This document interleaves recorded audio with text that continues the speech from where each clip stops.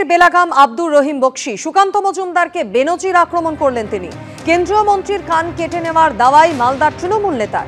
কেন্দ্রীয় মন্ত্রীকে এলাকায় দেখলেই চিহ্নিত করে কান কেটে নিন। সুকান্ত মজুমদারকে এভাবেই নিশানা করে আক্রমণ শানিয়েছেন মালদা জেলা তৃণমূল সভাপতি। গতকালই মালদার মালতীপুরে যান সুকান্ত মজুমদার, আর তারপরই এভাবে বেনজির আক্রমণ। আমরা বলছি এই কান কাটা খলিল যারা আছে, এই কান কাটা খলিলদের আরেক কান কেটে নিতে হবে, যাতে গ্রামের মধ্যে চিহ্নিতকরণ করা যায়। রহিম বক্সি, আপনি তো নিজেই কান কাটা খলিল, একবার আরএসপি করছেন, একবার টিএমসি করছেন।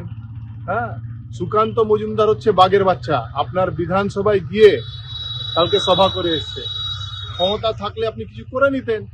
তো বিজেপিকে ধমকে চমকে লাভ নাই। 2026-এ আপনাদেরকে আমরা উখড়ে ফেলবো, একদম উখড়ে ফেলছি। জেলে বসেই চাকরি বিক্রি করছেন মুর্শিদাবাদের বড়োয়ার তৃণমূল বিধায়ক জীবন কৃষ্ণ সাহা। মোবাইল ফোনের স্ক্রিনশট এবং অডিও ক্লিপ প্রকাশ করে চাঞ্চল্যকর অভিযোগ করলেন শুভেন্দু অধিকারী। এটাই কি মমতা বন্দ্যোপাধ্যায়ের সততার প্রতীক? প্রশ্ন তুলে কণ্ঠস্বর পরীক্ষার জন্য ইডির কাছে আর্জি জানিয়েছেন তিনি। পাল্টা জবাব দিয়েছে তৃণমূল কংগ্রেস। হ্যাঁ স্যার, বলছি টাকাটা চলে এসছে, হ্যাঁ আমি পাঠাচ্ছি, ঠিক আছে। আর বলছিলাম যে স্যার তাহলে আমার ওই 15,50,000 আপনাকে দেওয়া হলো। হ্যাঁ, আর স্যার বলছি কি যে স্যার বলি ফোনে ওটা না এখন বুঝতে দাও, আমি বললাম তো, আমি তো বলে দিলাম। আচ্ছা ঠিক আছে, আর বারবার জেলে বসেও কি চলছে চাকরি বিক্রি চক্র? ঘোড়াদের আড়াল থেকে কি তোলাবাজি করছেন মুর্শিদাবাদে বড়োয়া তৃণমূল বিধায়ক জীবন কৃষ্ণ সাহা? রবিবার এক্স হ্যান্ডেলে অডিও স্ক্রিনশট প্রকাশ করে বিস্ফোরক অভিযোগ করেছেন শুভেন্দু অধিকারী। বিরোধী দলনেতার দাবি পুরুষ কণ্ঠটি জীবন কৃষ্ণ সাহা। হ্যাঁ স্যার, বলছি টাকাটা চলে এসছে, হ্যাঁ আমি পাঠাচ্ছি, ঠিক আছে। আর বলছিলাম যে স্যার তাহলে আমার ওই 15,50,000 আপনাকে দেওয়া হলো। হ্যাঁ, আর স্যার বলছি কি যে স্যার বলি ফোনে ওটা না এখন বুঝতে দাও, আমি বললাম তো, আমি তো বলে দিলাম।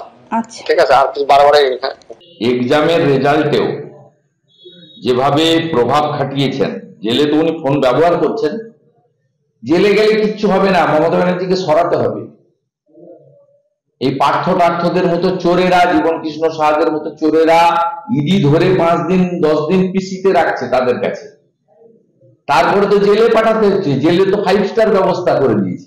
শুভেন্দু অধিকারী এত টাকা খেয়ে চাকরি দিয়েছিল যখন ও ক্যাবিনেট মিনিস্টার ছিল, আর এত লোকের ভোটার লিস্টে নাম ঢুকিয়েছিল যে ও শুধু তারই ভয়ে দলটা পরিবর্তন করে চলে গেল, নাহলে ওই জেলে জীবন কৃষ্ণ সাহার মতো ও জেল খাটতো আজ।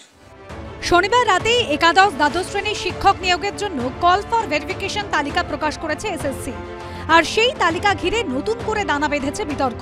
আমার নতুন চাকরি প্রার্থী ভাই ও বোনেরা যারা 60 পেল তারা ডাক পাননি, এটা তামাশা। শূন্য পদ আরো 50,000 বাড়াতে হবে।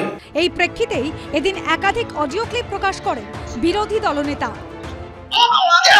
আপনার সাথে যোগাযোগ করার জন্য ওই যে তেজস কান্তি বাবুকে অনেকবার ফোন করে করে আপনার সাথে যোগাযোগ করতে পারবো না, খবরও পাচ্ছি না কি করে, সেই জন্য ওনাকে ফোন করে কষ্টে আপনি ফোন করেছেন। ঠিক আছে, আমি আমার কোনো অসুবিধা নাই, আমি এখন যেটা তাড়াতাড়ি বেরোতে হবে উদ্ধার করতে হবে, এই জন্য আমি চেষ্টা করছি আমার কোনো লয়ার দিয়ে। দেখো এমনিতে কিচ্ছু নাই গো, আমার না কোনো এত এইভাবে যদি আমাকে উদ্ধার করতে নিয়ে চলে যায়, এটাই তো অবাক হয়ে গেলাম। হঠাৎ করে কবেকার কি সব এসে গেছে, আবার হঠাৎ করে সেই একই জিনিস, একই মানুষকে কত কথা একটা সিবিআই ধরলো, একবার ইডি ধরছে, যখন ধরবি তো একসঙ্গে ধরলে। এক্স হ্যান্ডেলে বিরোধী দলনেতা লিখেছেন, যখন সৎ বাঙালি তাদের সন্তানদের ভবিষ্যতের জন্য ঘাম এবং রক্ত ঝরাচ্ছে, তখন এই দুর্নীতিগ্রস্ত টিএমসি প্রতারক জীবন কৃষ্ণ সাহা জেল থেকে সরাসরি তার তোলাবাজি চক্র চালাচ্ছে। জেলে বসে ঘুষ পকেটস্থ করছে এবং জাল শিক্ষক নিয়োগ দ্রুত করছে। তাহলে যেখানে এসে দাঁড়িয়েছে মমতা বন্দ্যোপাধ্যায়ের সততার প্রতীক, যেখানে দুষ্কৃতীরা আইনকে রসিকতা এবং জেলকে টিএমসি অফিসে পরিণত করেছে। আমরা ভারতীয় জনতা পার্টিকে আনুন, অন্য রাজ্যের মতো প্রত্যেক বছর এসএসসি হবে, ওএমআর এ পরীক্ষা হবে, ওএমআর সিট পাবেন, একটা কপি বাড়ি নিয়ে যাবেন। বিজেপিকে আনুন, আমরা বয়সের রিল্যাক্সেশন দেব, প্রথম 3 বছর অন্তত বয়সের রিল্যাক্সেশন দিতে হবে। বিরোধীদের পাল্টা জবাব দিয়েছে তৃণমূল। একমাত্র যদি অস্বচ্ছ তালিকা থেকে থাকে সেটা হচ্ছে বিজেপির বিধায়ক তালিকা, 77টা এমএলএ নিয়ে এসেছিল, শুভেন্দু নিজে এখন বলতে পারবে না ওর সাথে ওর দলের কজন বিধায়ক আছে। বাকি সমস্ত তালিকা স্বচ্ছ। যদি কোথাও মনে হয় তালিকা অস্বচ্ছ রয়েছে, অসঙ্গতি রয়েছে, কোর্টের দরজা সবার জন্য খোলা আছে। শুভেন্দু অধিকারী কোর্টে যাক, কিন্তু আগে নিজের দলের কাছে তালিকা জমা দিক যে কতজন বিধায়ক ওর সাথে আছে, কতজন শ্রমিক ভট্টাচার্যের সাথে আছে, কতজন সুকান্ত মজুমদারের সাথে আছে, আর কজন দিলীপ ঘোষের সাথে আছে। এদিন তৃণমূল বিধায়কের কণ্ঠস্বর বলে দাবি করে একাধিক অডিও ক্লিপ প্রকাশ করে শুভেন্দু অধিকারী আরও লিখেছেন, ইডিকে অনুরোধ করছি এই কণ্ঠস্বরে নমুনা পরীক্ষা করে দেখুন এবং দোষী প্রমাণিত হলে শিক্ষক নিয়োগ কেলেঙ্কারির মামলাগুলি পশ্চিমবঙ্গের বাইরে সরানোর চেষ্টা করুন। বিজন চক্রবর্তী, পার্থপ্রতিম ঘোষ, অনির্বাণ বিশ্বাসের রিপোর্ট, এবিপি আনন্দ। এদিকে বেলেঘাটায় এবার অসুস্থ হয়ে পড়লেন এক বিএলও। কাজের চাপ নিতে পারছি না বললেন অনিমেষ নন্দী নামে ওই বিএলও। তাকে একটি নার্সিংহোমে ভর্তি করা হয়েছে। খবর পেয়ে সেখানে যান ইআরও এবং পুলিশ। অন্যদিকে নানান অভিযোগে এদিনও ক্ষোভ উগড়ে দিলেন বিএলওদের একাংশ। আমি সত্যি আর ওয়ার্ক প্রেশার নিতে পারছি না। আমাদের জীবনটা আগে না কাজটা আগে। রবিবারের মধ্যেই সমস্ত এনুমারেশন ফর্ম বিলি করতে হবে। শনিবারের বৈঠকেই এই নির্দেশ দেওয়া হয়েছিল নির্বাচন কমিশনের বৈঠকে।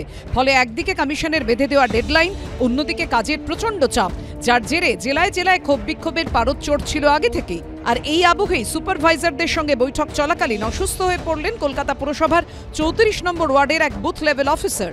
নাম অনিমেষ নন্দী। কলকাতা পুরসভার 34 নম্বর ওয়ার্ডের 205 নম্বর পার্টের বুথ লেভেল অফিসার তিনি। যে ওয়ার্ক প্রেশার নিতে পারছি না, প্রচন্ড আমার কাল থেকে শরীরটা খারাপ, জ্বর মতো। আজকে একটা মিটিং ছিল, আমি এসেছিলাম। এসে কথা বলতে বলতে হঠাৎ করে ব্ল্যাক আউট হয়ে যায়, পড়ে যায়। সকালে উঠে বাড়ি ঘোরা, তারপরে রাত্রে প্রায় রাত জেগে কাজ করা। পরিবারের দাবি শনিবার রাত থেকেই জ্বরে ভুগছিলেন ওই বিএলও। এরই মধ্যে রবিবার সুপারভাইজারের সঙ্গে বৈঠক ছিল 34 নম্বর ওয়ার্ডের সমস্ত বিএলওদের। সেখানে উপস্থিত ছিলেন অনিমেষ নন্দীও। অভিযোগ, বৈঠক চলাকালীন হঠাৎ অসুস্থ হয়ে পড়েন তিনি। সঙ্গে সঙ্গে তাকে বেলেঘাটার ডিভাইন নার্সিংহোমে নিয়ে আসা হয়। আজ সকাল থেকে ওনার শরীর অত্যন্ত খারাপ। কালকে রাতেও জ্বর ছিল, ওষুধ খেয়ে বারবার বলছিল আমি যেতে পারছি না, কিন্তু তারপরেও জোর করে নিয়ে আসা হয়েছে, যার ফলে এটা হয়েছে। একদিকে যখন হাসপাতালের আইসিইউতে চিকিৎসাধীন রয়েছেন বুথ লেভেল অফিসার, তখন বাইরে কাজ সংক্রান্ত একাধিক সমস্যাকে কেন্দ্র করে কার্যত ক্ষোভে ফেটে পড়লেন অন্যান্য বিএলওরা। আমি প্রচন্ড অসুস্থ হয়ে পড়ছি, হয়তো আমার মনে হচ্ছে আমি আর সেরিব্রাল অ্যাটাক হয়ে আমি মারা যাব। আমাকে রীতিমতো এরকম প্রেসারে ফেলা হচ্ছে। কারোর দাবি মানসিক চাপ, কারো মনে আবার প্রশ্ন উঠছে প্রযুক্তিগত সমস্যা হলে তার দায় নেবে কে। 9 তারিখের পরে যখন ড্রাফট রোল বেরোবে, যে নামগুলো কেটে যাবে, যেগুলো আমাদের জন্য হবে না, ডিউ টু ইসিআইয়ের জন্য হবে, তার দায় ভাই কি ইসিআর নেবে? আমাদের তো বাড়ি বাড়ি লোক চলে যাবে, আমাদের মেন্টাল হ্যাকেল করবে, আমাদের শারীরিক ফিজিক্যালি হ্যাকেল করবে, তখন তার দায় কে নেবে?